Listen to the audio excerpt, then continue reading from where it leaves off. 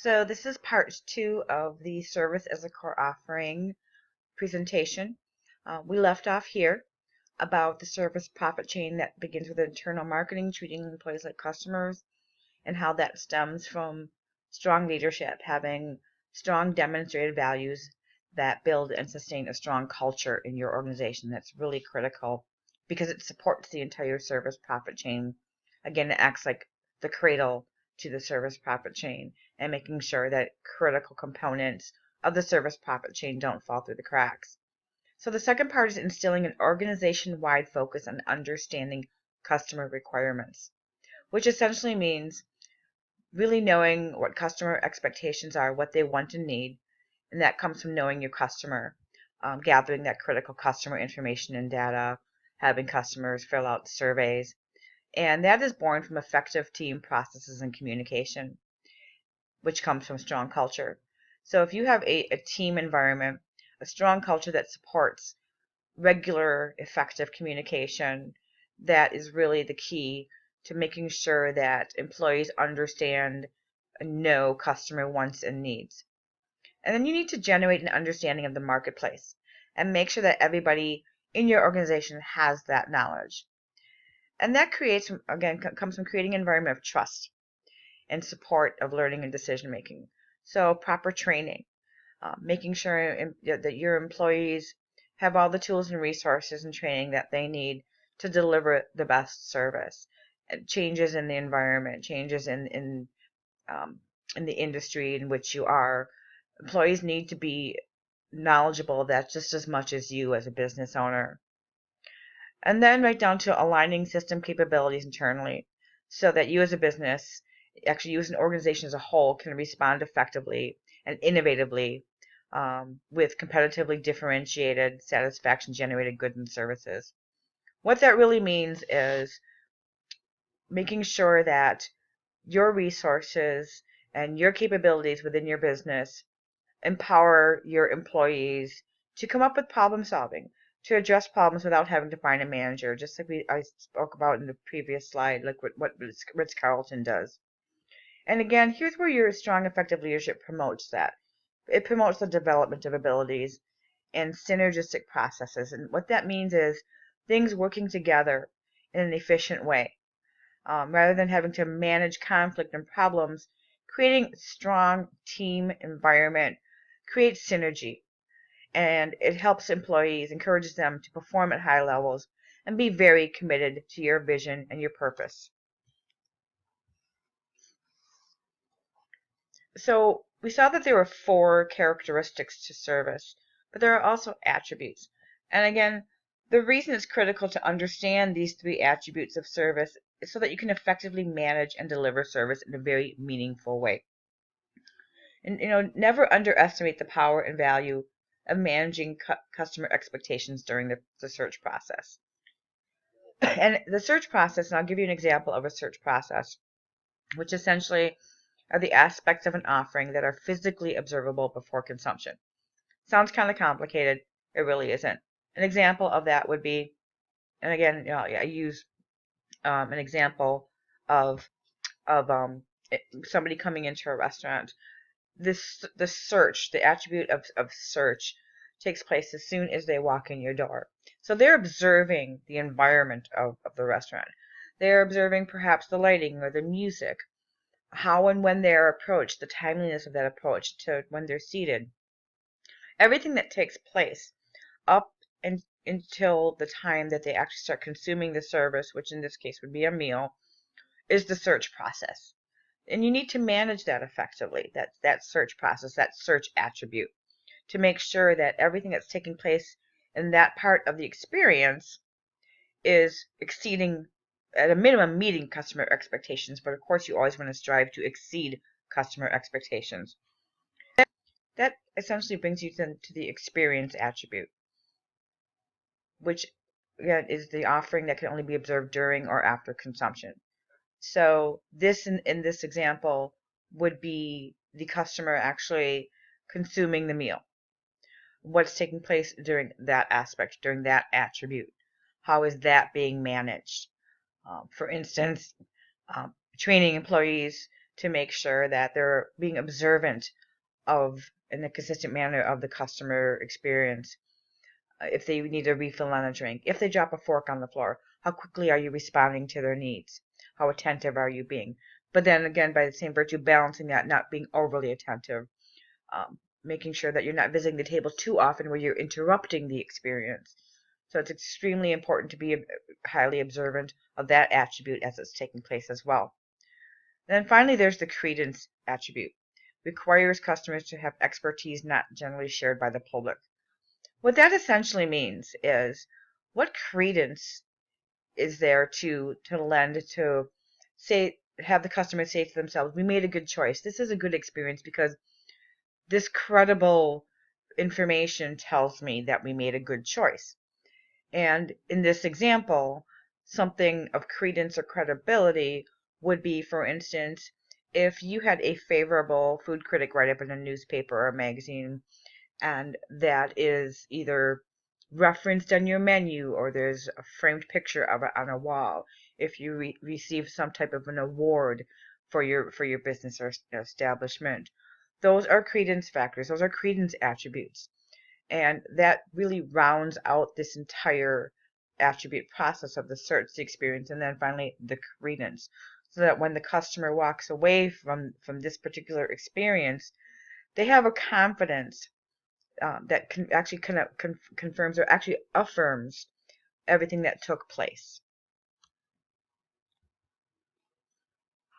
So it's important to understand service attributes because, first of all, services tend to exhibit high experience and credence attributes, meaning that the actual consumption portion of the service and how the level of credibility that the customer gives to that experience is really key to the overall customer experience.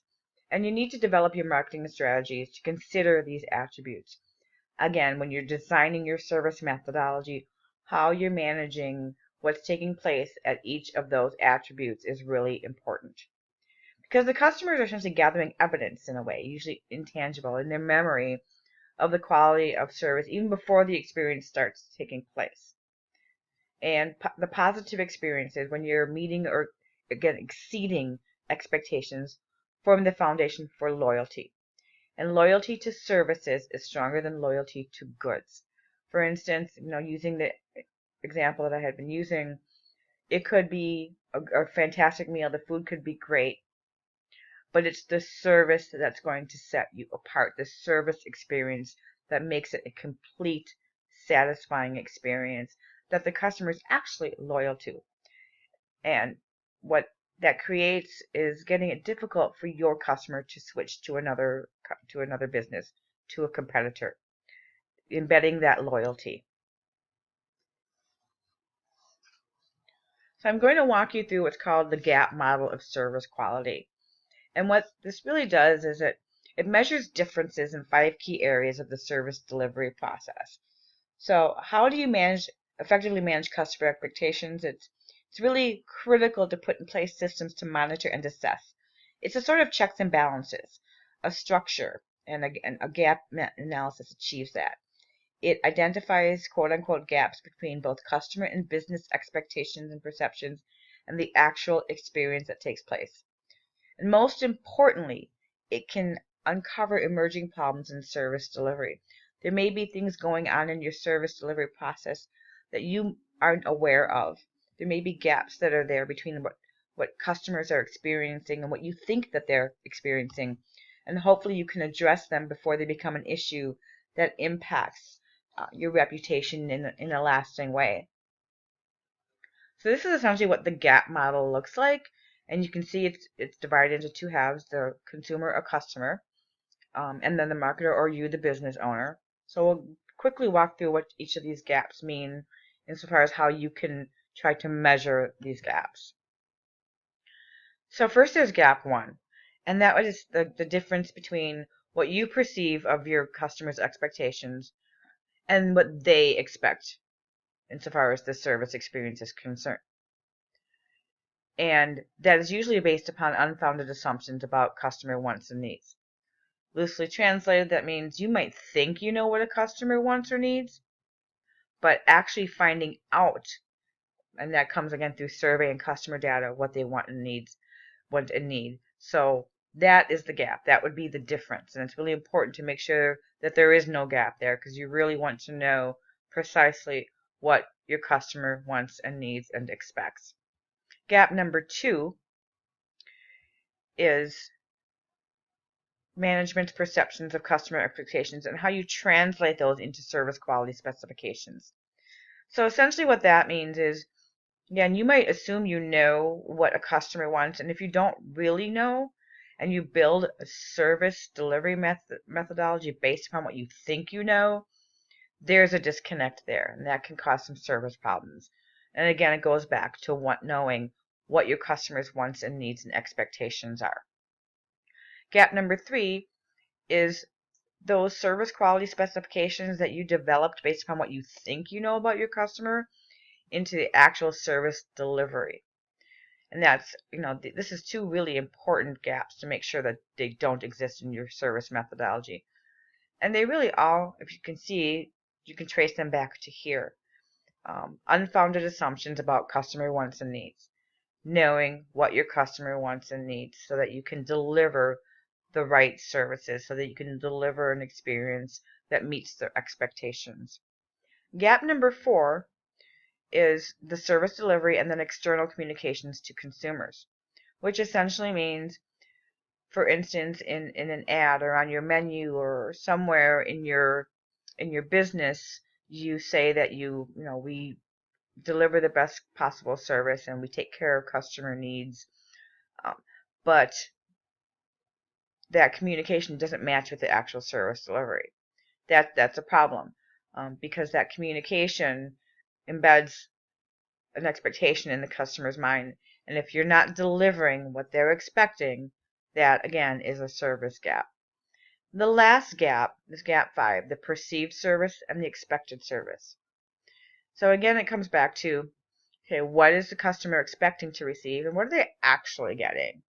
So managing that, again, finding out, and this is all done through customer survey. That's why it's really important to survey customers. Did they receive what they expected? If they didn't, what was their perception? As closing that gap is really, really key. So now we're coming to ServQual, which is a tool to use to assess service quality. And ServQual is a measurement instrument that is based upon these 5 dimensions of service quality. Attached to the email that you received, the link to this video, is a handout, which is an example of a ServQual survey that you can use as a template, and your student management team are going to work with you to develop a ServQual survey to measure things like empathy.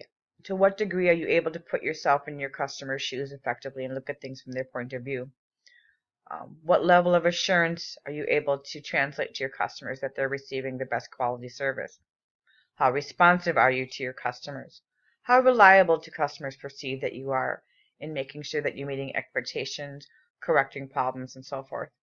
And then the tangible aspects of service quality, especially if there's a product, how well are you managing those aspects?